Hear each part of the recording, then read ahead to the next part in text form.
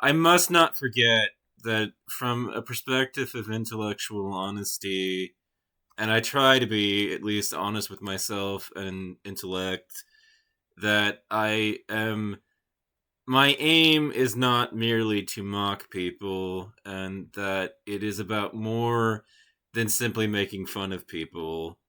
You know, I don't wish to merely berate the public for their idiocy and be an asshole that just makes fun of people and their stupidity, particularly because of the fact, especially because of the fact that I am more than a little aware of the fact that I too can be stupid at times.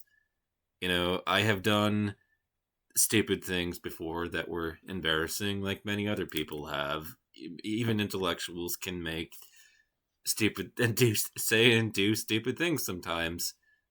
So I must also confess that my aim is not just to berate people, but to hopefully educate them and thus raise the public consciousness by doing so and the level of discourse on the internet, and the quality of discourse on the internet that we see. So I wrote this, and this, you know, I like to mock people for being idiots, and I know I can be stupid myself, but for being even bigger idiots than me. But Kevin, the leader of all poetry, has, his AI asked an interesting question that actually posits an opportunity to raise the public consciousness by writing about. For many years, academics have been tracking logical fallacies. A logical fallacy is an error in reasoning which makes an argument appear valid, but is actually based on faulty reasoning or inaccurate facts.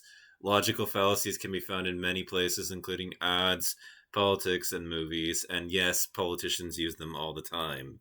Very frequently, in other words. Not literally all the time, but figuratively.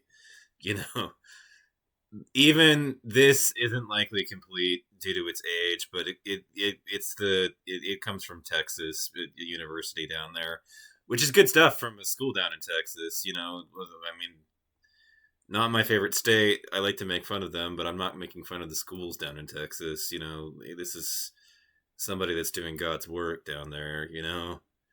By educating people down in Texas. So good for them for creating this master list.